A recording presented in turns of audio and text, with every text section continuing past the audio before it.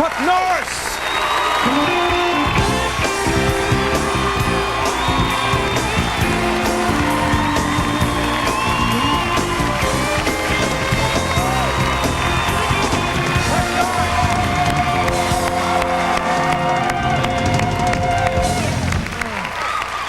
Yes.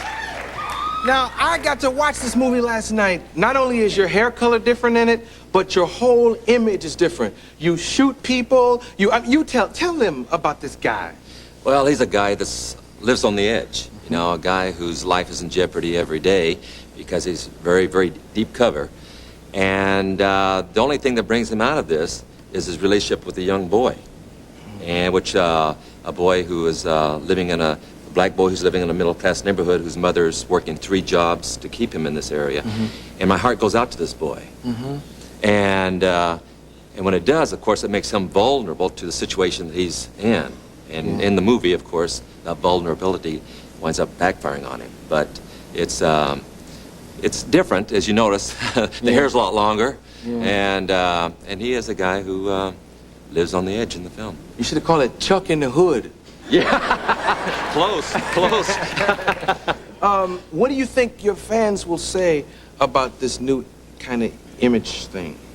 Well, it is different. You know, the character I play is a character who's a lot more extreme, a lot darker character than I've ever played before. But you mean that in an acting sense, you know? In an acting sense, yeah, right? Yeah. But he's it's a lot darker side to his character, and it's something I haven't done before. You know, generally I have a situation and I take care of it and move on. In this one here, there's a lot. He's being stretched from one end to the other, and there's a lot more depth in his character in this film than I've had in a lot of films. Since Code of Silence, actually. I think Code of Silence was the first one that stretched me a lot, and this one here, I think, is the same way. Yeah. There's a scene in there where you talked about bullies and running from danger and things like that when you were trying to help this kid. Yeah, what happens is this boy is being harassed by the neighborhood bully, and his father is encouraging his son to beat up this little boy. And I wrote this scene. I wrote this particular scene in the script, and I was trying to think, what can I write to encourage this boy to handle this situation, you know, with this bully in the neighborhood. And I'm spending days trying to figure out what can I say to a boy. And finally, I came up with the answer, and it was a situation that I, as a child, had encountered about his age. I went to a school in Arizona that was mostly Indians from the reservation. And there's this one Indian kid who just didn't like me, and every day he'd chase me home from school. And I'd have to run by this gas station. And this mechanic had watched me being chased by this Indian kid every day. And finally, he just couldn't handle it anymore, and he stopped me and made me face this boy. And I told him, I said, I told him I was scared, and he says, well, and what he said to me, which is still true, which I remember, is that he says, you know, that running from your fear is more painful than facing it. And that's something I've always remembered. And this is what I relate to this boy, and of course, eventually, he has to face this fear in the film. Be right back with more Chuck Norris.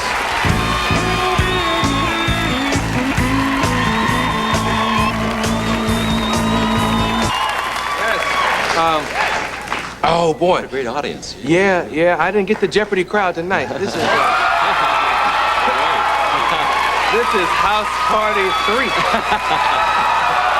Oh, stop it! Stop! Oh boy.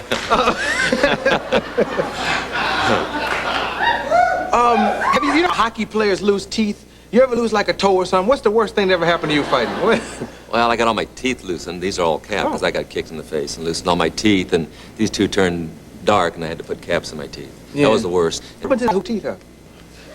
I plant flowers every day at his No, I've had my shoulder broken and a few toes and stuff like that, but the kick in the face was the worst. Yeah. Didn't somebody who actually did something and lived, the guy, Oh, I mean... Your speech guy. Oh, no, when I first got into films, you know, I knew nothing about acting. And I had like 4 months of acting classes from Estelle Harmon's on my GI Bill, and that ran out, so I had no money to take acting classes. And so I finally convinced a producer to do my first film, Good Guys Wear Black. And so they hired a tutor to tutor me for the 2 weeks prior to filming. His name was Jonathan Harris. He was the little professor in Lost in Space. I don't know if you remember him or not. Oh, Willie Robinson. Right. So anyway, he's going to help me with my screenplay, my dialogue. And so he'd say, okay, say I'm going to the store. And I say, I'm going to the store. He says, no, no, no, no. You're not going to the store. You're going to the store. I go, that's what I said. I'm going to the store. No, no, you're going. You got to put the G on the end. Mm-hmm. And for 2 weeks, all he's trying to do is teach me how to talk. And one day he grabs me by the mouth, goes, He says, open your mouth, like that there.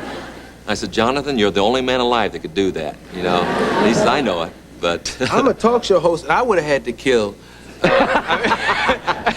you do that to Will Robinson. Don't do that to me, man. But boy, I haven't gotten any better since either. I still. Well, let's see if I.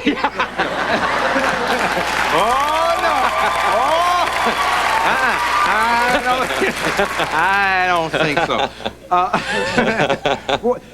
The rat thing. What was the movie where?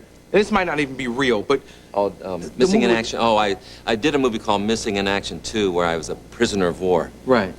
And there was a scene where I'm being tortured, and they're going to hang me up by my ankles, and stick a rat in a sack and hang it over my head. But it was a fake rat. Tell me it was a fake rat, please. No, it wasn't. I hate rats. Yeah, Man. I do too. No, I was way down. I was in St. Kitts, Caribbean, and of course, being an actor, I assume all this is being taken care of. And the day we're going to do this particular scene, I walk on the set, and they got these rats in the cage. And I said, well, where's the fake rat I'm going to stick in my mouth? They go, I don't know, And I go, well, what do you expect me to do? You expect me to stick a real one in my mouth? We said, well, we don't know.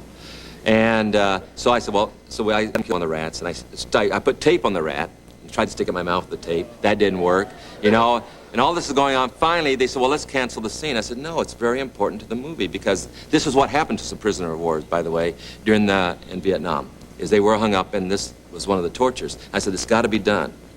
And they said, well, what are we going to do? So I got so frustrated that I said, hang me up. They hang me up. I grabbed the rat, stuck him in my mouth, and they put the rat sack over my head. Then I started swinging around like the rat was attacking my face. But all the time I had the rat in my mouth. They had this fake blood going down the rope that went into my mouth, and all this is going on. It was bad.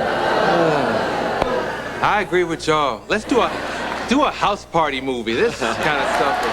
Yes. I wouldn't do it anymore. I'd never do it again. I've learned since then. I would never do that again. Oh, did you actually know Bruce Lee, or is that like public relations? No, I knew Bruce. Bruce and I worked out together for about 3 years prior to him leaving for Hong Kong to pursue a movie career. In fact, I did a movie with him called Return of the Dragon, where we had this big fight scene in the Coliseum. Yeah, right. Yeah. But, I go to Rome to fight in the Coliseum, and I go over there, and I'm my fighting weight, about 170 is my fighting weight. And because I was still fighting, I was still the world champion then. And they said, well, you and Bruce are not that much difference in size. You're maybe 15 pounds heavier. Can you put on some weight? And I go, well, how? And they said, well, eat or something. So I started eating hamburgers and drinking malts and all this stuff, and no rats. And this is before that. And so anyway, but I was working out every day, so I was burning the calories off. So I had to stop working out for 3 weeks and just eat, and I went up to about 186. But if you notice in the movie, I didn't do any jumping kicks. I couldn't get off the ground, So, but, and you've noticed, if you see the movie, I'm a lot heavier than that. But beyond the movie, you all were personal friends? Yeah, we were. Was he as amazing as he appears in film? He was a training aholic. Guy trained all the time. When we used to work out together, we'd work out for 4 or 5 hours at a crack. He was really a hard trainer. And he wasn't a kicker in those days. Wing Chun was not all the spinning kicks and all that, which I was known for. I was known for my kicking ability, and he was more known for his sticky hands and this stuff here. So we started exchanging techniques, because he didn't believe in kicking above the waist at that particular time. And I said, well, you should be able to kick anywhere. If you're open in the head, you should be able to kick the head. And so we started exchanging all these techniques, and of course, 6 months later, he could do it as well as anyone, with spinning kicks and all that. Wow. We're out of time, so let me say that the movie is not called Chuck in the Hood. It's called The Hitman. Close, yeah, The Hitman. The Hitman, it opens when? Friday.